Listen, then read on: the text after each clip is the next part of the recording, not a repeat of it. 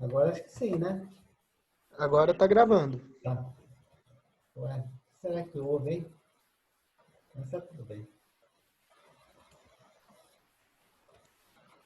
Você sabe que hoje eu tô apanhando esse negócio aqui? Isso aí aconteceu, não. Ah, muito bem. Vocês estão vendo a tela aí? Tá sim, professor, tá dando pra ver. Maravilha. Então, olha só. Bom, então hoje a gente vai começar com o elemento, né? O elemento básico. Vamos falar aí de alguns cálculos aí de elevador de caneca, tá? E aí, lembrando, né, pessoal? A gente vai usar como referência, não pode esquecer, o nosso manual de transportador de correia. Eu coloquei lá no portal da Unify para vocês, né? Lembra? Mas eu posso colocar ali no Classroom também. Não sei se é mais fácil para vocês o acesso, né? Então eu posso colocar ali no Classroom, não tem problema não. Então, olha só. O que eu gostaria que vocês observassem é o seguinte. Como que eu faço para tirar essa tela daqui? Ah, é dela para baixo. Não mudou muita coisa. Na verdade, eu queria levar ela embora daqui. Será que ela fica do lado ali ou não? Não fica também. Mas eu vou levar do outro lado. Só por Deus mesmo, hein, gente? Aí tá bom, vai. Olha só. Então, pensem. Vamos imaginar o seguinte, a seguinte hipótese. Vamos imaginar que um cliente chega em vocês e fala para vocês assim, olha, eu preciso levar um produto de uma determinada distância do chão até um silos, por exemplo. Vamos imaginar que esse silos ele tenha uma altura, tá, de aproximadamente 50 metros, né? Vamos imaginar isso. Então você precisa tirar o produto daqui do chão, tá? O elevadorzinho vai levar o seu produto até lá em cima. Ele tem que ter uma velocidade mínima, porque nós falamos isso a semana passada, para ele conseguir jogar esse material fora do seu transportador, tá?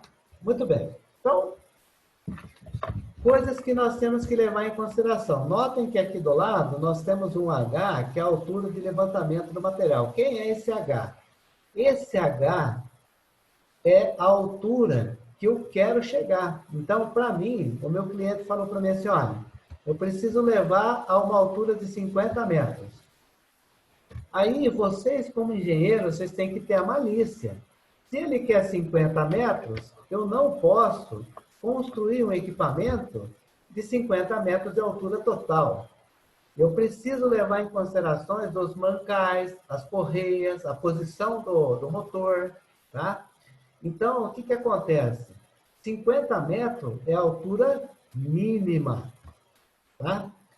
Aí, tá vendo? Ela começa aqui embaixo, na onde ele faz a coleta, e essa altura mínima termina aqui em cima, na onde ele faz o despejo. Porém, o que, que acontece? Eu preciso considerar essa parte Q aqui, ó, Q de queijo maiúsculo, que é o centro do meu do rolo, né, ou êmbolo, se vocês preferirem assim, até o início da altura mínima, tá? Então eu tenho que considerar essa altura aqui. Lá em cima, eu tenho o final da altura mínima, que o meu cliente está pedindo que é 50 metros, mas eu preciso considerar uma outra altura. Que altura é essa? Uma altura M. Quem é essa altura M? Essa altura M é o ponto do final da onde está o meu carregador, o meu elevador, até o centro da onde está o meu rebolo. Notem que aqui tem uma pequena sombra, ó. Por que tem essa pequena sombra? Porque, na verdade, o meu sistema ele precisa ser esticado. A correia precisa ficar esticada. Então, ele pode mudar de posição. Então, existe uma variação, uma pequena variação aqui, que nós temos que levar em consideração, tá? Então, quem é a altura L? L é a distância entre centros dos tambores, ou seja, esse centro aqui em cima até o centro de baixo. Mas o comprimento L será o comprimento H né? Mais o comprimento Q de queijo, mais o comprimento N e mais uma variação de 0,275, que é uma variável que não está aqui, ou perdão, é uma constante que não está aqui, mas ela vai aparecer na nossa equação para compensar justamente essa diferença aqui durante o esticamento do nosso mecanismo, tá? Vocês entenderam, pessoal? Outra coisa que nós precisamos levar em consideração. Notem que aqui tem uma letra C. C de cebola, que é igual a passo. Esse C de cebola igual a passo significa que é a distância entre as caçambinhas. E aí, o que acontece? Essa distância, dependendo do modelo do meu tipo de elevador, eu preciso levar em consideração essa distância, porque se eu deixar muito perto, o que vai acontecer? Na hora que ele for descarregar lá em cima, uma caçamba joga nas costas da outra, e não é isso que nós queremos. Nós queremos que o material saia de dentro da caçamba, tá?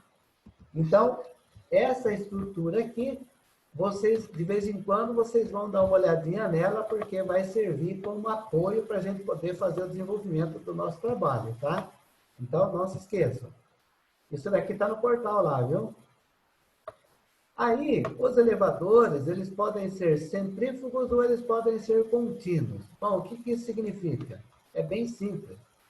O centrífugo, as canecas são independentes. Cada canequinha faz a sua própria carga, sozinha. O elevador contínuo, que é esse lateral aqui, ele tem várias canequinhas conectadas, como eu já mostrei para vocês no slide da semana passada, tá? E aí tem algumas características, né? Que nós temos que levar em consideração. Que é a característica do material transportado, que é a abrasividade, corrosividade, higroscopia. Quem não sabe o que significa higroscopia, não tem problema. Higroscopia significa que é a capacidade do material de absorver a umidade, tá? Por exemplo, vou dar um exemplo bem comum que vocês já devem ter visto, mas não sabia o fenômeno que estava ocorrendo. Por exemplo, você deixa o açúcar em cima da mesa. Depois de um certo tempo, o que vai acontecer com o açúcar? Ele vai ficar melado, né? Cheio de água em volta. Então, a capacidade que o açúcar tem de absorver umidade é chamado de higroscopia. E tem material que é muito higroscópico, tá? E aí o tipo de escoamento, o grau de aderência, o grau de fluidez, a granulometria, se é grão pequeno ou grão grande, e a temperatura. Tudo isso, gente, influencia, sabe no que? Na densidade do material. Ou, se vocês preferirem, ele influencia no peso específico do material, tá? Então, nós precisamos conhecer o peso específico do material, a altura de levantamento, a capacidade desejada. A capacidade desejada é o cliente que vai falar para nós quanto que ele quer. Ele leva vocês, engenheiro, lá numa estrutura e fala assim, olha, eu preciso tirar o elemento daqui e levar lá. Então, vocês com uma trena, mede a altura, e aí, através daquela altura, vocês vão saber qual é a altura de levantamento que o cliente quer, tá? Capacidade desejada é a vazão, né? Quanto que ele quer de vazão? 10 toneladas por hora, 20 toneladas por hora. E aí, dependendo da capacidade dessa vazão, será a velocidade que o seu equipamento precisa ter, né? Se você não tem velocidade, você não tem vazão, porque a velocidade ela está relacionada diretamente com quem? Com o diâmetro, né? No caso de tubulação, ou a área. Nesse caso aqui, a nossa área será volumétrica, tá? Condições de serviço contínuo ou intermitente, que é aquilo que nós vamos falar aqui. O contínuo e o intermitente, o que vai mudar aqui é a velocidade, tá bom? Aí, o uso, né, impróprio do elevador acarreta alguns problemas, tais como arrancamento de caçambas. Então, por exemplo, se você parte ele muito rápido, o que vai acontecer? É como se tivesse dado um tranco no seu sistema. Porque quando você desliga o elevador, normalmente ele está carregado. Quando ele parte com tudo. E aí ele pode ter problema no arrancamento das caçambas, carregamento inadequado, descarregamento insuficiente, degradação do material, né? Pode danificar o material também, né? Se for um material sensível, formação excessiva de poeira, né? Então, por exemplo, vocês estão trabalhando com milho. Milho gera poeira pra caramba, tá? Consumo excessivo de energia, porque toda vez que você parte o sistema sobrecarrega, não se esqueça que vocês estão gastando energia em forma de potência, né? Sem dizer lubrificação, manutenção e outras coisas mais, né? Que tudo isso daí implica diretamente no seu mecanismo. Desgaste anormal das caçamba, caneca, correia e outros rolos, né? Eixo, redutor e outras coisas que tem no meio lá, tá? De acordo com o fabricante, o fornecedor, na tabela 4, ele sugere um elevador centrífugo que a velocidade dele fique entre 1.10 e 1.52. Sugiro a vocês que quando vocês forem montar um projeto, peguem uma velocidade intermediária. Qual que é a velocidade intermediária? É simples. Eu vou somar 1.10 mais 1.52 dividido por 2. Então, uma velocidade média aqui seria de 1.31 metros por segundo para o centrífugo. Para o contínuo, notem que a velocidade é quase a metade. Ó. Por quê? Porque, na verdade, só se vocês se lembram, o contínuo, as caçambas são abertas. Então, ele tem lá, por exemplo, 5, 6 caçambas abertas e uma fechada para conseguir segurar a carga. Então, a vantagem desse cara aqui é que ele tem um volume de carregamento maior, porém a velocidade é menor. Porque se você tentar acelerar ele num contínuo, você vai jogar material para fora. E aí vale a mesma coisa, média, 0.64 mais 0.76 dividido por 2, dá 0.7. Tá? Então a média aqui daria 0.7. Então são valores que a gente vai levar em consideração. Muito bem. Então, a gente vai... O que eu vou fazer aqui é o seguinte, eu vou colocar uma outra tela, né? Muito bem. Vocês estão vendo a minha lousa? Sim. Beleza. Então, olha só. Primeira característica. Então, quando a gente for fazendo o projeto, a gente precisa verificar a velocidade. Tá? Qual é a velocidade? A velocidade a gente vai determinar através do tipo de elevador, se ele é contínuo ou se ele é centrífugo. Então, para mim, eu vou usar um elevador centrífugo. Esse elevador centrífugo, como nós fizemos a média de velocidade lá, ele sugere que a velocidade seja igual a 1.3, que é a média, né? 1.3 metros por segundo. Então, essa é a primeira coisa que nós vamos levantar de informação.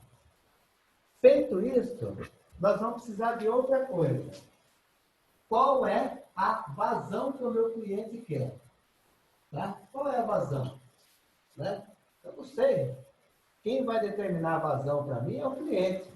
Então, o cliente vai falar para mim assim, bom, eu quero uma vazão de 20 toneladas por hora. Simples assim. É ele que vai dizer esse número para mim. Tá? Outra coisa importante, eu preciso saber qual é o material que eu vou estar usando. Né? Ou seja, qual é a densidade do material. Nesse caso, nós vamos precisar saber qual é o peso específico do material. Tá? O peso específico do material, nós temos aqui algumas sugestões. Então, por exemplo, aqui, olha, de cara, o meu cliente, ele quer uma vazão de 20 toneladas por hora. 20 toneladas por hora, eu posso ficar nessa daqui é muito alta, né? Por que eu não posso colocar uma vazão alta? Porque lá na frente, eu vou ter que calcular a potência do motor. Então, o que vai acontecer? Eu estou com praticamente 7 toneladas a mais e eu não preciso disso. Então, o cliente vai gastar dinheiro sem precisar, tá? Então, eu posso pegar essa de 20, posso pegar essa de 21, tá? Aí, Professor, oi? uma observação. Nessa que o senhor falou que o cliente vai gastar dinheiro a mais. Hoje tem inversores de frequências, o senhor consegue regular a frequência Sim, sim, e a velocidade. isso. Se você projetar, vamos supor, com 20% a mais ou 50% a mais, com expectativa da demanda do cliente ser maior nos próximos anos, no Sim, crescimento. sim, claro. Entendeu? Concordo. Você tem toda a razão. Mas seria viável, Oi? porque aí eu reduziria a potência do motor no inversor. Com Sim, isso, reduziria o consumo de energia. perfeito. Você tem toda a razão, Agnaldo. Só que aí o que acontece? Eu já estou tomando essa precaução aqui atrás, ó. Certo? Porque aqui eu já estou tendo o quê? Praticamente uma velocidade de 1,3, mas eu posso chegar até 1,52. Entendeu? Eu já estou tomando essa precaução aqui. Então, o meu fator, né? A minha faixa de segurança, o fator de segurança já está aqui, ó. Se eu pegar, por exemplo, 1,10 de velocidade, está muito baixo. Então, eu tenho que acelerar o sistema.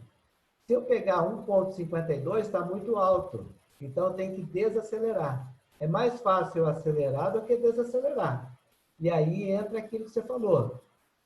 Entrar com a inversor de frequência, porque você pode variar a rotação do motor e automaticamente regula a velocidade do seu sistema. E essa velocidade está ligada diretamente com a vazão. Mas você tem razão, eu entendi o que você falou. Só que aí o que acontece? Nós vamos usar essa referência de média velocidade para a gente poder ter a segurança lá do trabalho. Beleza? Não, não entendi esse fator que o senhor falou, mas eu falo também no projeto da capacidade das canecas, Sim, do sim, sim, quanto que sim. ela suporta, entendeu? Sim. Não, entendo, claro, sem dúvida nenhuma. Então, olha só, aqui, o que a gente vai verificar é o seguinte, está vendo que eu tenho aqui 0,8, 1,2, 1,6? Normalmente, esses valores aqui são valores médios para peso específico. Então, por exemplo, peso específico de 0,8, então é menos que 1. 1,2 tem 20% acima de 1. 1,6, então eu tenho 60% acima de 1. Tá? Então, o meu cliente ele falou que ele quer uma vazão de 20. Então, eu posso trabalhar com essa de 21,1 e eu preciso saber qual é a densidade do produto.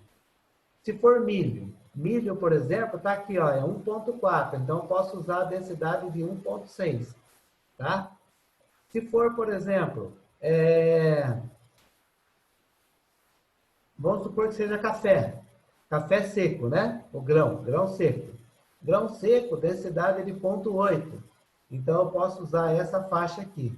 Vocês entenderam como que a gente define ou não? É essa região aqui que define a densidade. Eu vou fazer uma escolha de 0,8. Vamos supor que eu fui lá no meu cliente, medi a densidade dele lá e cheguei à conclusão do peso específico de 0,8. Então, o peso específico aqui é 0,8. 0,8 é o quê? Tonelada por metro cúbico. Tonelada por metro cúbico, tá? E vou usar a vazão de 21,1. Muito bem. Aí o que que acontece? Eu estou nessa faixa aqui de 0,8, que foi a que o meu cliente passou do meu produto. E vou trabalhar com uma faixa de 21,1. 32 é muito, tá? Então, eu vou ficar com 21,1. Eu vou guardar esse número aqui, ó. E300, que é o modelo. E3000, né? Então, esse... Nossa, por que 21,1 não pode ser 13,5? Opa, 13,5? É. Porque o meu cliente sugeriu que ele quer uma vazão de pelo menos 20 toneladas por hora. Ah, sim. E aquela primeira coluna, 0,8, 1,2 e 1,6 é a densidade, ou peso específico, na verdade. Isso, exatamente. Beleza? Certo. E aí, então, ó, por exemplo, esse 6,4 aqui não é densidade, é vazão, tá? É vazão. Isso, então é só a primeira linha aqui, ó, ponto 8, ponto 2 e ponto 6. Então, nós estamos aqui, ó, no 21.1. Eu vou guardar esse número aqui na frente. Vocês estão vendo o E3000? Porque esse E3000 vai definir o tipo de correia que eu vou usar, espessura e outros elementos que compõem o meu mecanismo, tá? Então, E3000, esse é o modelo. E3000. Vou anotar aqui. Muito bem. Aí, o que acontece? Então, esses são os valores que nós vamos trabalhar assim de entrada. A velocidade a gente já tem, a densidade, o peso específico nós temos, a vazão que o cliente quer nós já temos e o modelo sugerido nós temos também. Próximo passo. Nós vamos precisar definir a altura de elevação do elemento ou do meu mecanismo. Lembra do desenho que eu mostrei para vocês aqui atrás? Ó, o L é a altura máxima para mim conseguir tirar o material de dentro do meu mecanismo, tá? Então, é esse L que nós estamos buscando aqui nessa equação. Eu já vou explicar para vocês o que significa. Então, o nosso L, ele será igual a H mais o M. A luz a sua não está aparecendo. É que eu estou deixando... Ah, tá. É que eu estava vendo... eu achei que você estivesse copiando aí. Mas tá tudo bem. É que, na verdade, eu já vou ter que buscar esse...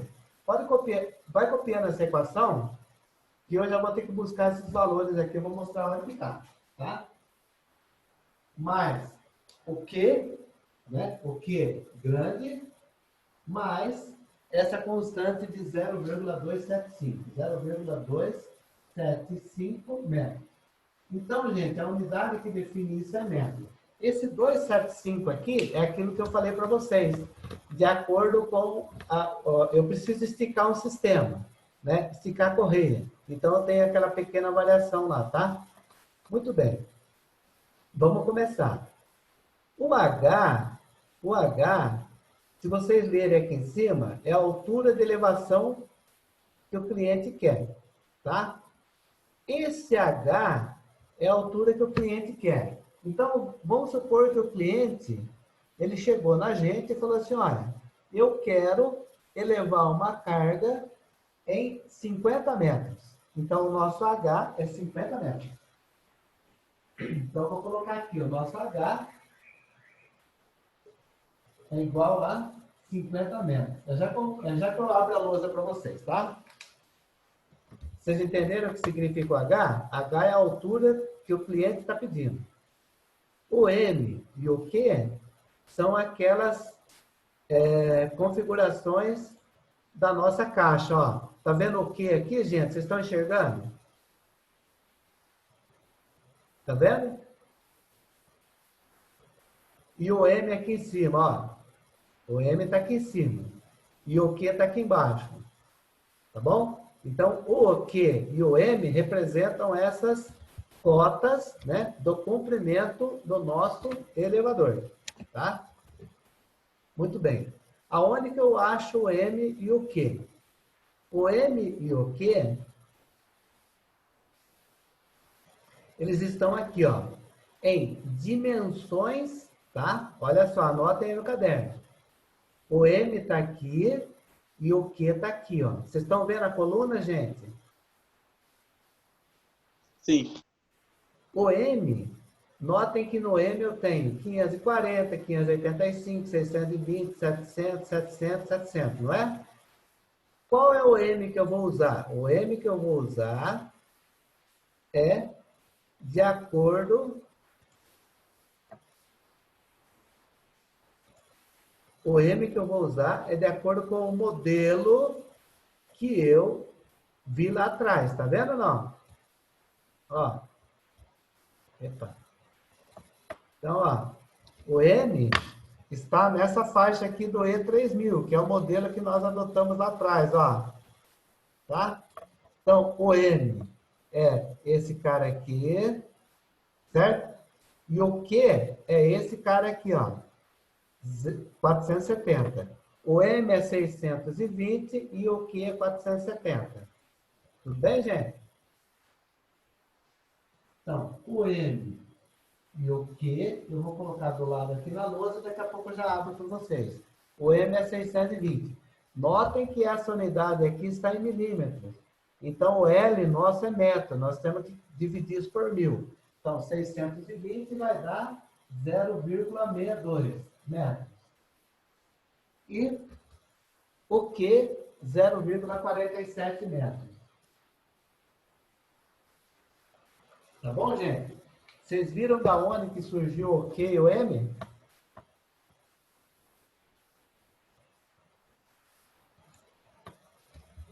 Viram ou não?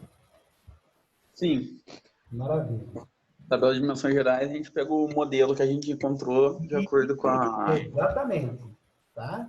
Exatamente. Você tem um modelo, vem aqui e acha o quê? O M das dimensões, né? Que é aquela dimensão lá que você precisa sobrepor ela para conseguir tirar o material de dentro da caixa. Tá?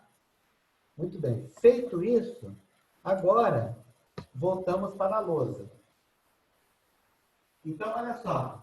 O valor de L, L é a altura que eu tenho que transpor para conseguir jogar o material fora da caixa. Então, o H é os 50 metros que o nosso cliente está querendo. Tá? O M é o 0,62 que saiu daquela tabela. 0,62. O Q é 0,47 que saiu daquela tabela. Mais a constante, né? 0,275, que é a compensação do esticamento do nosso mecanismo lá quando for necessário. Tá? Agora, o que eu tenho que fazer? Somar tudo.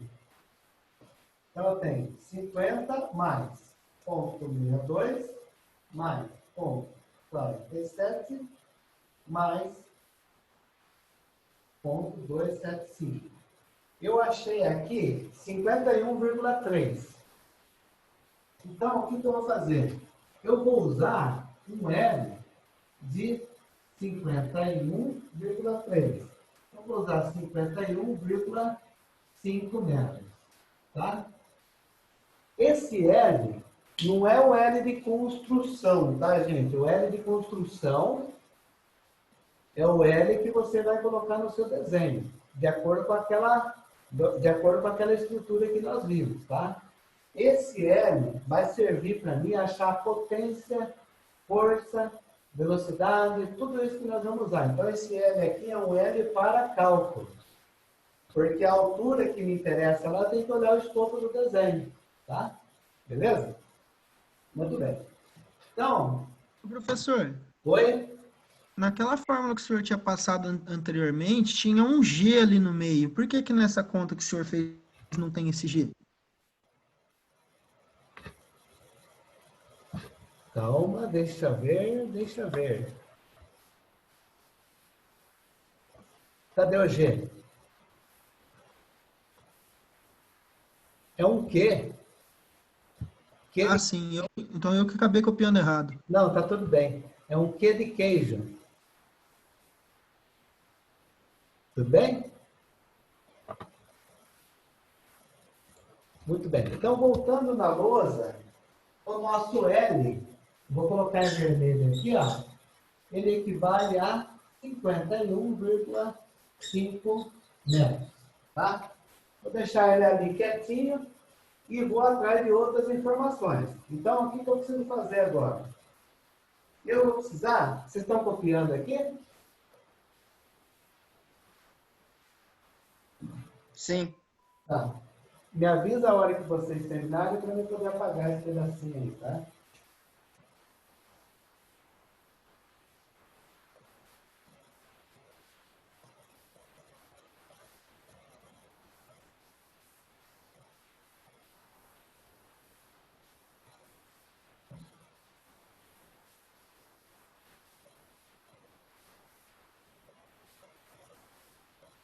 Professor, o que que seria aquele gama ali? Ah, esse é o peso específico, tonelada por metro cúbico.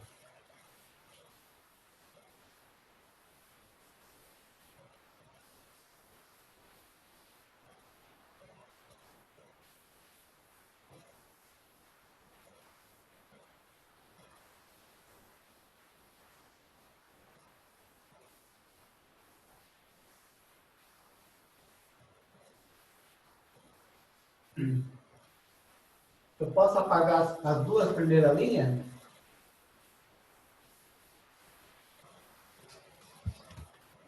Por mim, pode apagar.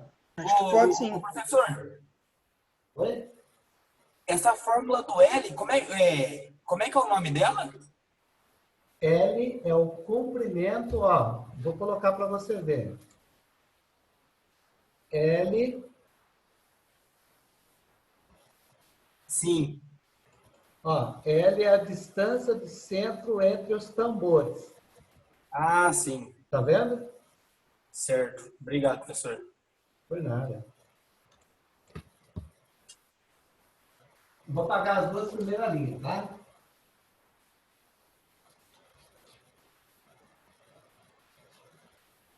Eu vou apagar aqui para mim colocar uns valores ali em cima.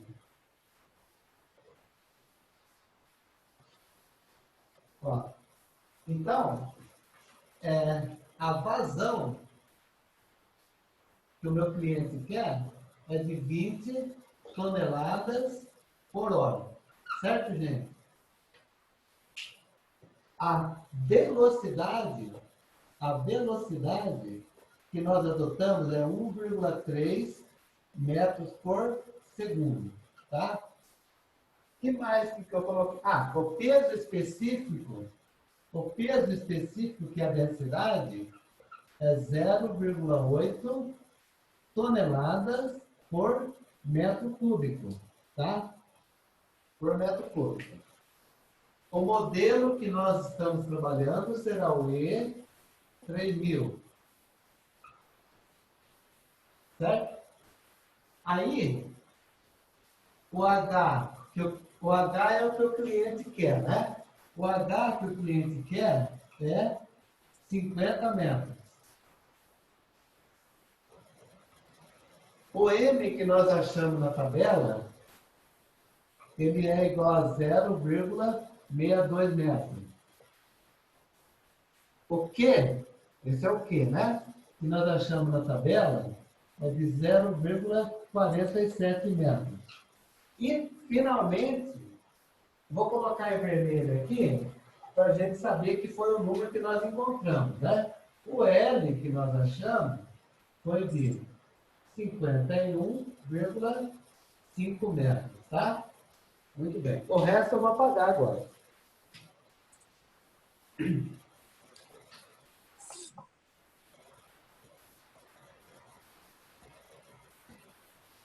Muito bem. Vocês vão ver que é bem simples e fácil de trabalhar, viu? Não é uma coisa muito complexa, assim, que exige da gente, tá? Depois que a gente fizer o primeiro, aí fica fácil. Tem alguns macetes que a gente tem que levar em consideração. Bom, agora eu vou voltar na nossa tela. Muito bem. Então, nós paramos aqui, né? Próximo passo.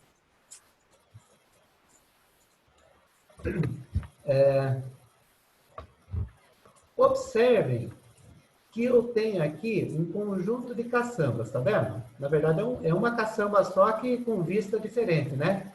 Uma é frontal, a outra é lateral à vista dela. E aí está escrito assim, a característica dos componentes. Que componentes são esses? Eu tenho a série que eu adotei, as caixas que são as dimensões AB, então A é essa cota aqui, ó, tá vendo?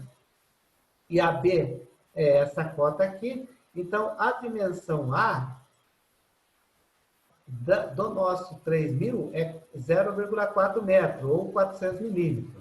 Enquanto que a B é de 1,70, tá? É bem grande, hein? Então, olha só. Aí, nós temos aqui a bitola, que é a boca, a largura da correia recomendada, então isso daqui está em polegadas. Então, aqui eu tenho 8 polegadas, 10, 12, 14, 16, 18. C é o passo das canecas. Passo, gente, só para vocês lembrarem, passo é a distância entre as canecas, tá? Tudo bem? Então, eu tenho aqui 330 milímetros, 350, 400, 460, né? E finalmente o último 460, de acordo com o modelo lá na frente. Aqui em cima, a próxima coluna aqui, eu tenho a letra D maiúsculo 1. Esse D1 é o diâmetro do tambor. Que tambor é esse? É o da cabeça, ou da parte superior, tá? Qual que é o diâmetro da cabeça da parte superior para o nosso E3000? 0,5 metros. E o diâmetro do tambor da parte inferior, ou do pé, para o nosso modelo é de 0,45, tá? Aí ele tem algumas recomendações de velocidade aqui, que essa velocidade aqui nós já adotamos lá atrás. E tem rotação também, tá? E depois nós vamos ver melhor sobre isso. Tá bom? Então, o que nós vamos usar dessa tabela é isso que está escrito aqui, ó, passo das canecas.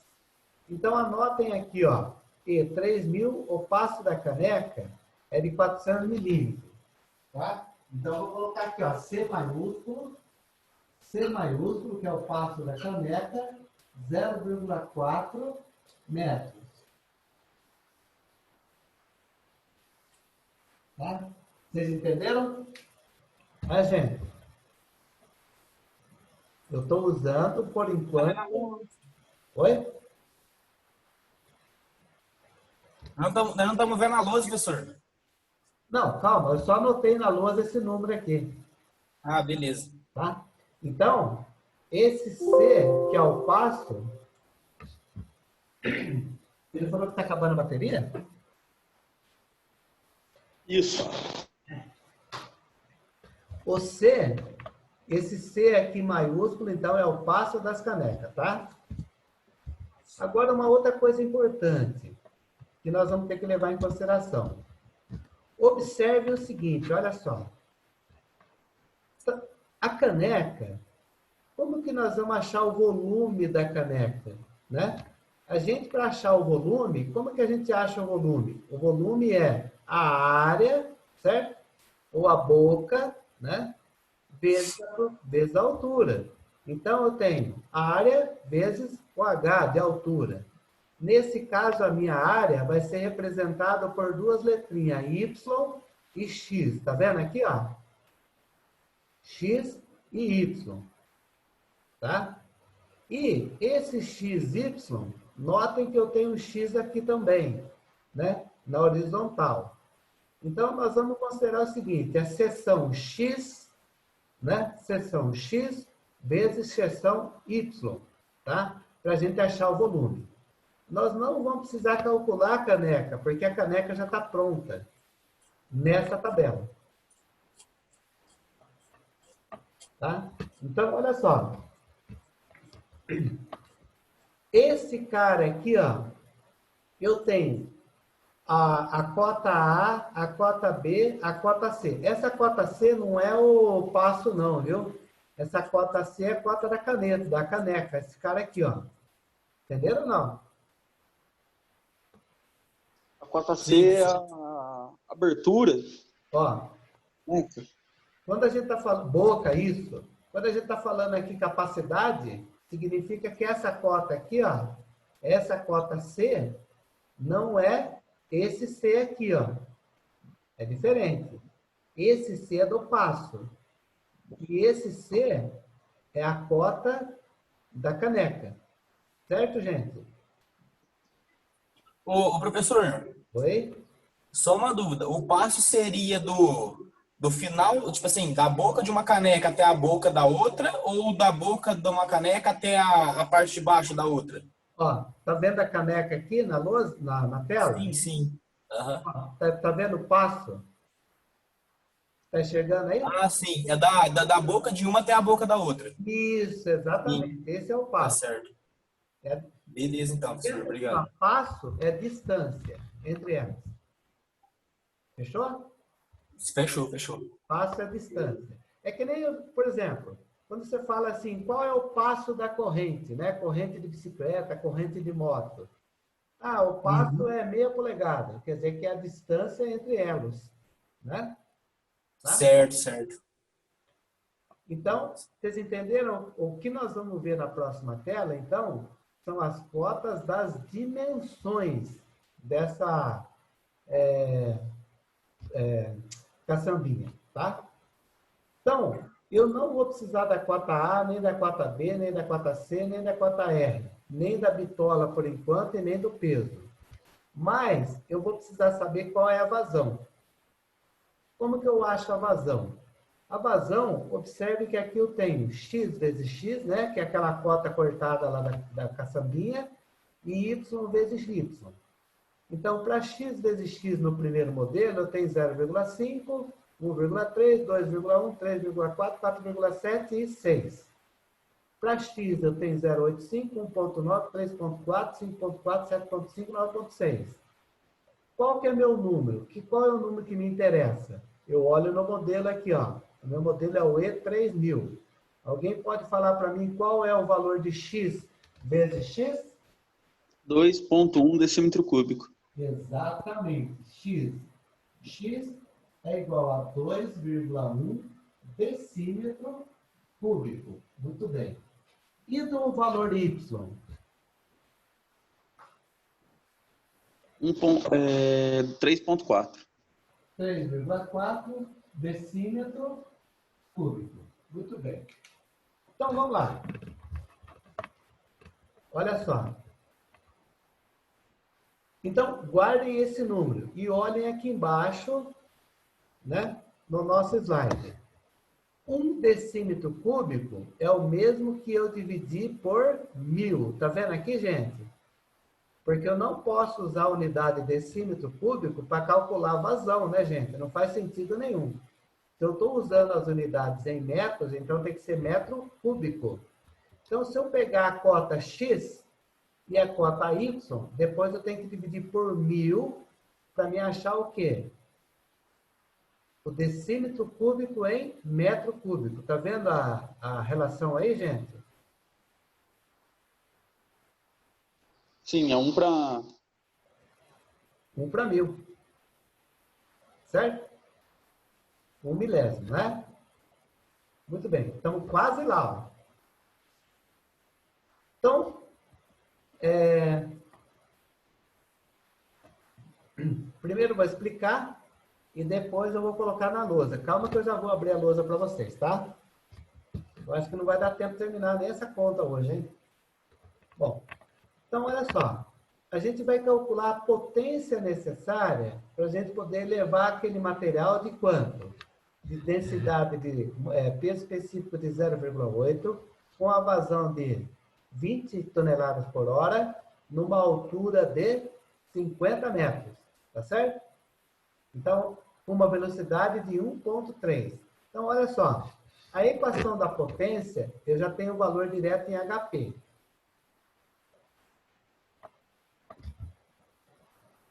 A velocidade nós já temos, que é 1,3, né? Faltou o rendimento da motorização. Normalmente, rendimento de motor, ele fica em torno aí de uns 95%, 96%, tá? Pode ser um pouco mais ou pode ser um pouco menos. Então, esse rendimento aqui é algo que eu tenho que perguntar para o meu fornecedor de motor e falar para ele assim, eu queria um motor, né, com rendimento aí de 95. Você tem? Tem. Então, aí você vai trabalhar com motor de 95 de rendimento, tá? A distância L é a distância entre o centro, né, do nosso tambor. Lembra que nós vimos lá no desenho? O D2 é o diâmetro do tambor no pé. E aí surgiu uma letra nova aqui, que é o P, P de pato. É o peso do material. Como que eu acho esse peso do material?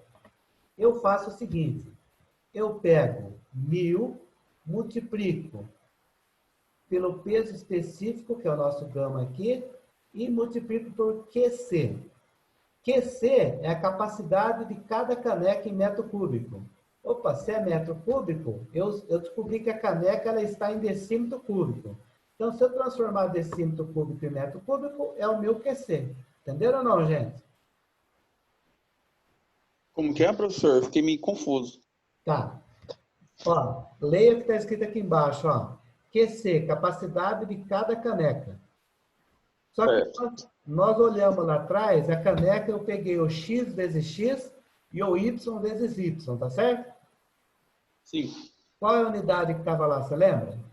Estava em decímetro cúbico, depois converteu para metro cúbico. Não, Volume. nós não convertemos ainda, mas nós vamos converter. A hora que eu converter, quem vai ser aquele cara lá? Vai ser o nosso QC.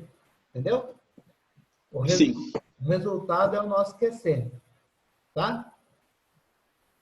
E o C é o nosso passo das canecas, que nós já achamos o valor também. O que está faltando aqui é só o D2. Então, nós vamos atrás do D2. O D2, ele está aqui, ó. Vocês estão vendo? Ó, E3000, D2, 0,45. Estão vendo aí? Sim. D2, 0,45 metros. Muito bem. Agora, nós já podemos ir lá naquela equação. Só vou colocar a equação na lousa e eu já abro a tela da lousa para vocês. É que eu preciso copiar a equação, senão eu não consigo, né? Não lembro de cabeça, né? Então, vamos lá. A potência é igual à velocidade vezes o peso do material vezes o H, que é a altura, mais 12 vezes o diâmetro do pé, que é o D2. Tudo isso dividido por 75 vezes o nosso rendimento, tá?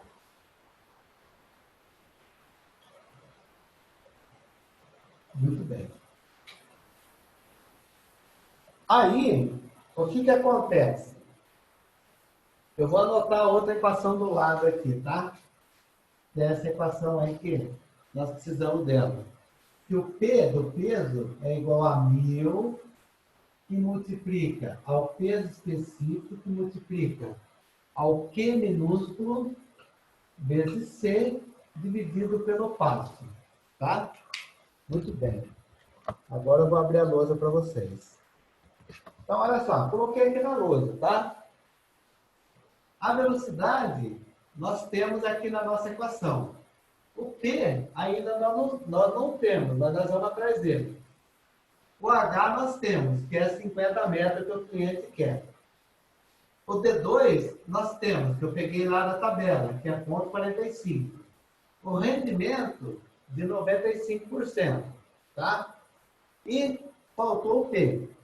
O P, que está na minha equação, será igual a 1000 vezes a densidade que nós temos, vezes o QC, dividido pelo passo. Tá?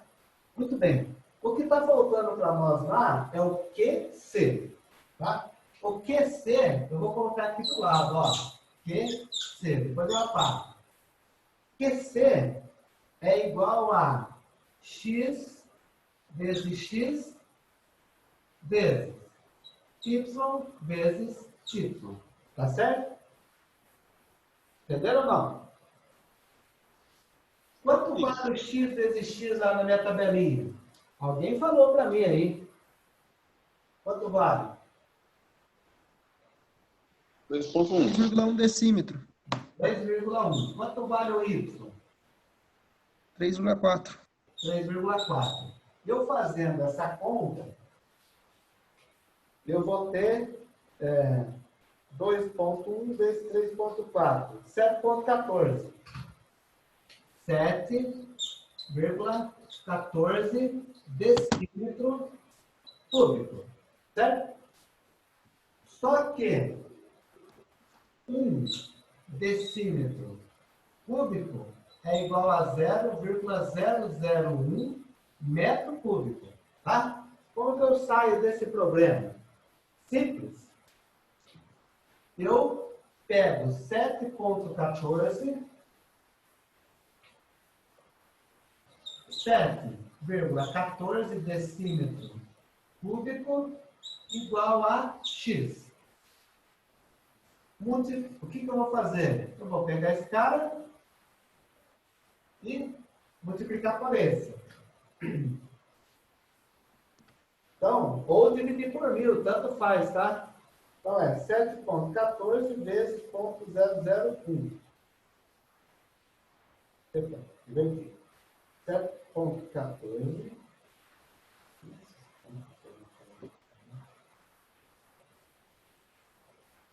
Bem, multiplicando isso por isso, eu cheguei ao seguinte número. Então, o QC é igual a 0,12714 metro cúbico. Tudo bem, gente?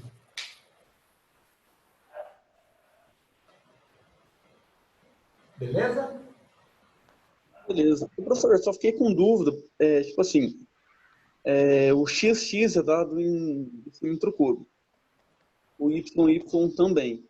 Isso. Multiplicando, eu sei que não tem nada a ver, mas daria decímetro a sexta, não daria? Não, nesse caso aqui, então, na verdade, o que acontece? Eu tô multiplicando unidade por unidade. Aqui, na verdade, é o resultado. Ah, tá. É o resultado. É o resultado final em decímetro cúbico. Ah, entendi. É o resultado final. Então, eu entendi o que você falou. Metro quadrado vezes metro quadrado é igual a metro à quarta. Mas eles não consideram dessa forma. Entendeu? Entendi. Sim. Beleza. Aí, então vamos lá. Voltando naquela equação do lado, eu vou ter que o peso vai ser igual a 1000 vezes. Ó, o peso específico é 0,8. Está lá em cima, né? 0,8. O QC saiu daqui, ó. Então é 0,00714, tá? Dividido pelo C. C é o passo, né? O passo é 0,40. Lembra aqui, ó? 0,40. Tá? Agora eu vou fazer a conta aqui, vamos ver o que vai dar aí. Então vai ser 0,00714 vezes 0,8 vezes 1000 dividido por 0,4. 14,28. Então o meu P é igual a 14,28. Eu não lembro da unidade, tem que olhar lá. Eu não lembro de tudo, né, gente? É quilogramas por metro, tá? Quilogramas. Seria, no caso, quilograma força, né, professor, ali, né? Ah, eu coloquei aqui. Quilogramas força porque eu estou usando a densidade aqui, né? Que é tonelada por metro cúbico. Quilogramas força. Muito bem. Porque se não for quilograma força, não dá para achar a potência, né? Ô, gente, 22h41. Eu acho a potência ou não? Dá tempo? Não vai dar tempo. Mete bala, professor. Hã? Mete bala, vamos continuar. Tá. Então, vamos lá. Vou colocar desse lado aqui, ó. Opa, alguém está copiando? Bom. Então, agora já foi. Então, o que eu vou fazer? O próximo passo agora é eu montar o meu equacionamento, né? Então, se eu tenho todos os dados, agora o que eu faço? Tá? Então, vamos lá. Potência. Velocidade, eu tenho 1,3. P, eu tenho, saiu daqui, 14,28. H, eu tenho, o H meu vale 50, mais 12 vezes o D2. O D2, nós achamos ele em algum lugar, ó, 0,45. 0,45. Fecho parênteses e vou dividir todo mundo aqui. Eu vou dividir por 75 vezes o rendimento. O rendimento é 95%. Então vai dar 0,95. Vamos lá? Vamos ver quanto vai dar essa potência aí.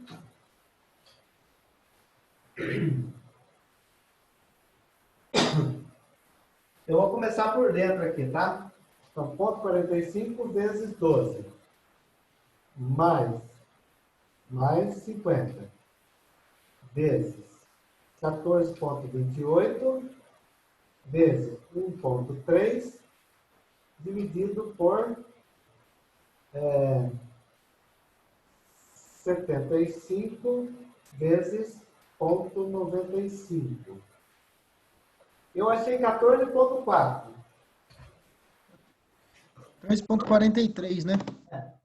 Então, vou colocar aqui, ó, aproximado, tá? Porque não existe motor de 14 HP, de 14,4. Existe de 15.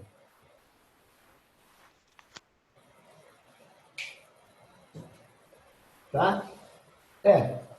Um produto. Vamos analisar, né? Vamos pensar como engenheiro, gente. Então, se eu tenho um produto de uma densidade de 80%, uma vazão de 20 toneladas por hora, 20 toneladas por hora, 10 horas de trabalho dá 200 toneladas. São 440 toneladas, 480 toneladas por dia. Consegue imaginar uma coisa dessa ou não? É carga para arrebentar, hein? Isso nós não estamos... Ah, e outra coisa, hein? A partir dessa velocidade aqui, de 1,3, que eu vou ter que determinar qual a velocidade do meu motor aqui, tá? Vai ter redutor, um monte de coisa no meio do caminho. Entenderam, gente? Então, olha só. Por hoje, nós vamos parar aqui na potência. E aí, amanhã, a gente continua, tá? Porque aí tem Professor, Oi? o senhor falou sobre essas coisas de ter redutor e tudo mais. Isso daí não influencia em perca de potência do motor e tudo mais no resultado final da capacidade de carga dele ou não influencia em nada? Não, não. O redutor, você tem ganho de potência, porque o que acontece? Vamos supor, ganho de potência sim. Se você colocar um redutor na sua estrutura, você pode trabalhar com um motor de potência menor, entende? Porque você vai dobrando a sua saída. Ok? Só que aí tem um problema, você perde o quê? Velocidade. Então, quando a gente coloca um redutor no meio do caminho, nós temos que lembrar das variáveis que está atuando ali. Eu perco velocidade, mas eu ganho potência. Eu perco velocidade, mas eu ganho potência. O que significa? Que eu posso colocar mais carga na minha estação. É isso. Tá? Pode mudar a tela, gente? Pode sim, professor. Beleza? Bom, então, eu vou desligar essa tela agora que eu não vou usar mais ela. Ok. Então, olha só, gente. Ué, como é que eu volto o trem aqui? Ah, tem que sair daqui, né? Ok. Bom, então, pessoal, esse foi uma pequena introdução hoje. Amanhã a gente continua, tá? E aí, amanhã a gente vai ver até onde a gente consegue caminhar a respeito desse modelo que a gente está trabalhando, né? Não se esqueçam, né, que envolve nesse mecanismo, por enquanto é só potência, mas depois eles vão ter que determinar qual é a correia, qual que é a espessura da correia, a resistência mecânica. A gente vai ter que levar em consideração que ela vai ter que ficar esticada. Nós temos que tensionar, né, que é o termo bem utilizado aí na manutenção mecânica, tensão. Nós temos que tensionar a correia, tá? Porque se a correia ficar solta, sabe o que vai acontecer? Ela vai patinar. Aí você perde produção, você não consegue subir aquilo que você realmente quer. Tá bom? Então, gente, alguém gostaria de fazer alguma colocação? Só uma pergunta. Todos esses slides estão no portal, né, professor? Ó, eu coloquei lá no portal da faculdade, mas eu vou começar a disponibilizar agora lá na sala de aula do Classroom, tá bom? Tranquilo. E essa aula de hoje, ela foi gravada também. Então, o que eu vou fazer? Eu vou subir ela lá no YouTube e vou disponibilizar o link para vocês lá no Classroom. Fechou? Tranquilo, professor. Muito obrigado. Imagina, por nada. Alguém mais gostaria de fazer algum comentário? Bom, gente, então por hoje eu encerro por aqui e amanhã a gente retoma de novo esse capítulo, né? E a gente caminha um pouco mais aí no nosso aprendizado, tá bom? Então eu agradeço a todos, fiquem com Deus e até amanhã. Até a próxima aula. Vou pedir licença para vocês para poder desligar a câmera aqui, tá? Até mais, gente. Beleza, professor. Boa noite. Até amanhã. Professor. Boa noite, professor. Boa noite.